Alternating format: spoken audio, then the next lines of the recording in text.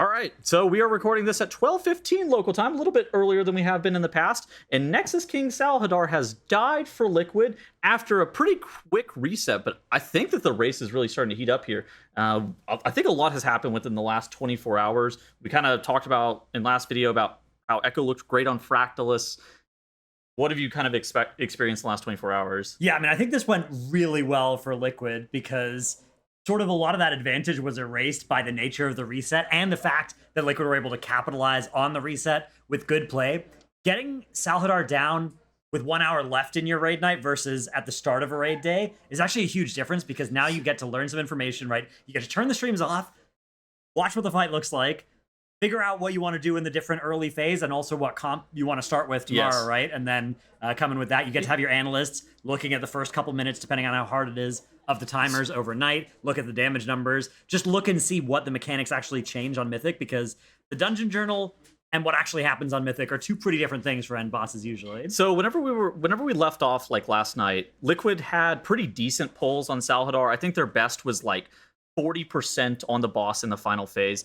And then Echo woke up and then started actually pulling Salhadaar, and their best pull was like 20 some odd percent. Like they are actually crushing that boss in a way that they were going for the the week one kill. Yes. And it looked pretty insurmountable numbers wise, I will say. Like the enrage on that fight, it looked pretty easy when Liquid killed it. They had a couple seconds left, but like a couple seconds with week 2 gear is you're nowhere close with week 1 gear. But I mean, I think the biggest thing that kind of caught me off guard was just how consistent Echo was in phase 1. And that to me kind of caused a little bit of concern for Liquid, where I was like, oh, Echo this is like peak form Echo. Especially because yesterday, Liquid's P1 took a lot longer to get even good, right? Not perfect, but good compared to Echo. But today they came in.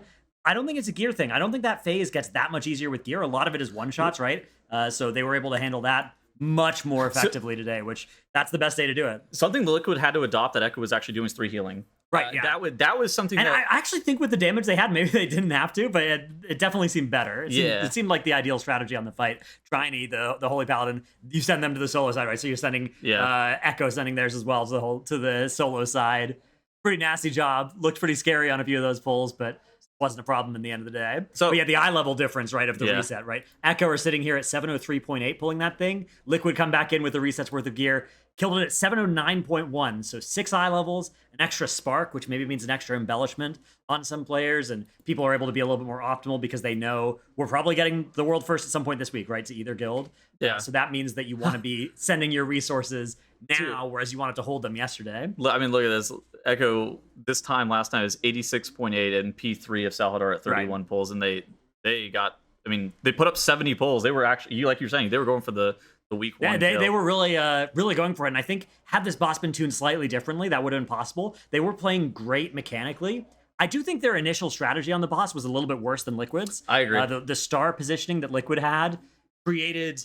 It looked a little bit sketchier on where you're getting gripped, but that actually wasn't that much of a problem. And then it made the dodge pattern look humanly possible, which the initial Echo ones didn't really to me. Dude, the Echo ones, they melee DPS... They initially were indexed on making them all like equidistant, 120 degrees around the room. And that looked incredibly sketch to start. Yeah, the Liquid one, I mean, basically your melee DPS have 100% uptime. Which is very important on this fight, right? Because you're trying to optimize the damage the whole way through. Yeah.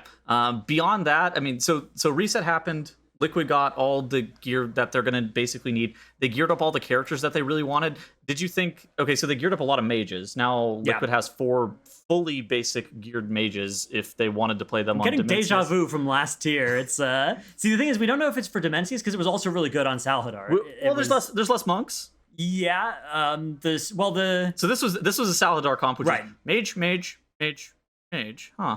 And so, Arcane is Arcane is perfect for that fight because not only are you great into the damage amp, you're great on the side platforms, and unlike other classes that in theory have good damage profiles for those sorts of things, you have the right cooldown lengths. So you actually get to CD everything. This specialization is I would say the best spec and almost required to be able to do those platforms with Race to World first.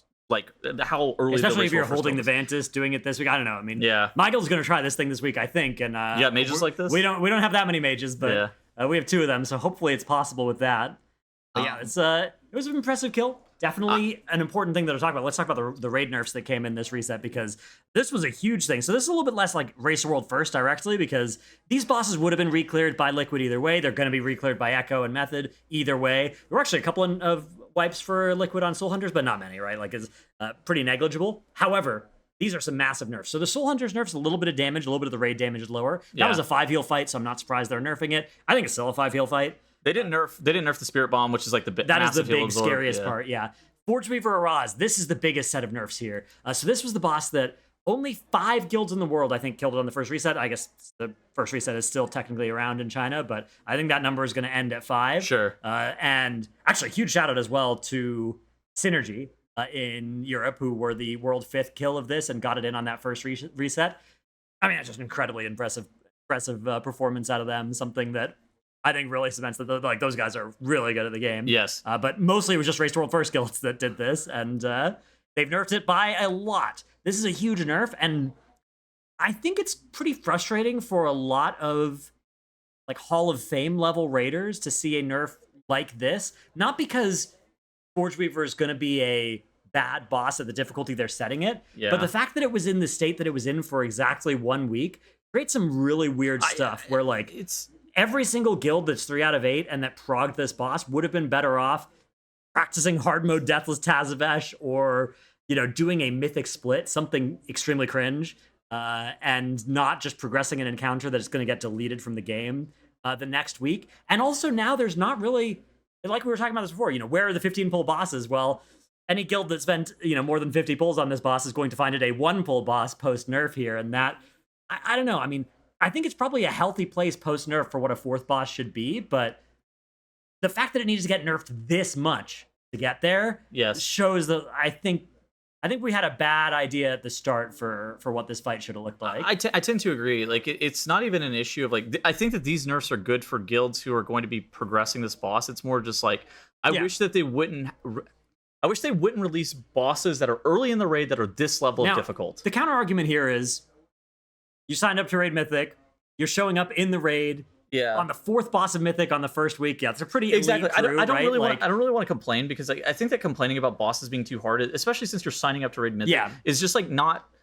I want to do hard bosses, and also, to their credit, this was a fun hard boss. So that's part of the problem with it now, is that like that fun, the version of this fight that was fun because it's hard is now also gone. So you kind of get the worst of both worlds when you have to nerf it immediately this massively. But I will say, if I was a Blizzard, I probably would have done a nerf, maybe not quite this size, but a pretty sizable nerf on this reset. I think that stuff like this happens due to a bunch of different factors.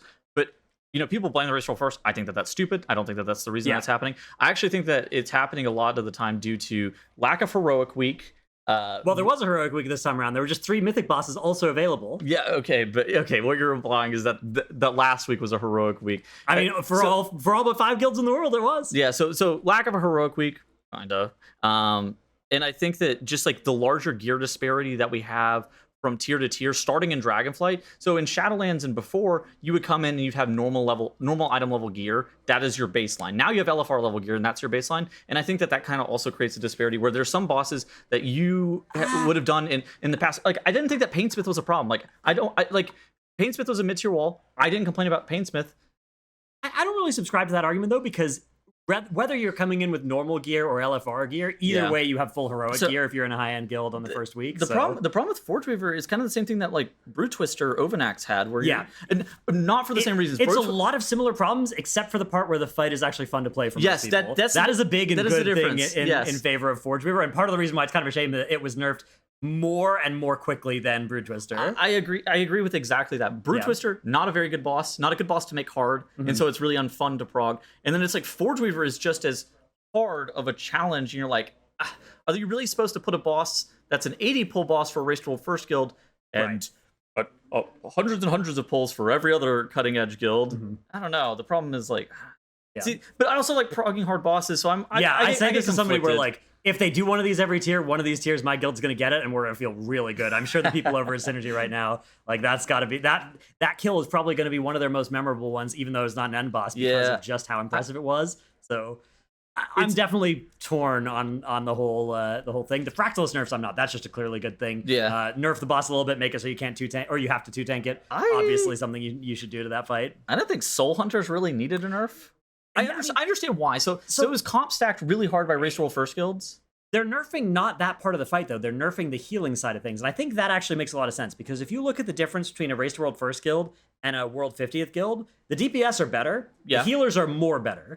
And if you need 5 healers for a mid-tier boss in a Race to World First guild, that fight is going to have an amount of healing that feels impossible if your healers aren't all up to that level. It's a very, especially because the healing comp is also somewhat restrictive, right? Like the Prez Evokers, the Archons. I think that side of things is something where like the throughput that those things can put out makes it a little bit less mandatory after these nerfs. The gear is going to help a lot. Gear has a double dipping help on nerfing these sorts of bosses, where people are getting more stamina and your healers are getting more healing number. So that'll help here too. But running a lot of splits and getting all of those boots for the cloak triggers, and then those also give you the cosmic damage shield ring triggers. That's another one of those hidden buffs that the Race to World First guilds have. They have a lot more of that combo on their ring. I will say, progging this tier 2 has been so much fun. I actually think that this raid is fantastic. I've been a huge fan of this raid, and from a Race to World First perspective, from a Race to World First viewer perspective, Salhadaar was awesome. That was a fun fight to look at. That's the thing. Like, there were some phases there that objectively they looked pretty easy to play, right? Like P2, where you just have the gate in or gate out thing. Yeah, that mechanic is a kindergarten mechanic, right? But it looked sweet. So make a couple of those mechanics is totally fine. That fight still has some hard phases too, so I think it all works out really well. That fight was great. I'm glad it was there. It is one of those interesting fights where it's like almost impossible week 1, and then hard, but the numbers check is no longer prohibitive week 2, which I think was really fortunate for Liquid in the context of the race. And if Dimensius is not super hard, this could have given them a really big springboard back into first tier. Dude, I saw a lot of people complaining that Salhadaar was supposed to get nerfed last reset. Whenever guilds were seeing to enrage and the boss was like 60% HP, all the chatters were like, the boss needs to get nerfed. And I'm so thankful that Blizzard did not come through and nerf that boss. Yeah. Because it didn't need it. It didn't need it, frankly. Like that was good on Blizzard to recognize that it was not necessary. It was just needed a second reset worth of gear. All right. I think that's about all we have to cover for this one. Predictions next 24 hours? Dimensius, we should be somewhere in the second phase if it works. I mean, we know from the Dungeon Journal that the phases look pretty similar, so somewhere in the second phase, maybe starting the third. Oh, this time last year on Gallywix, the boss... It was over, so you never know. All right. We'll see you tomorrow. Right. Bye.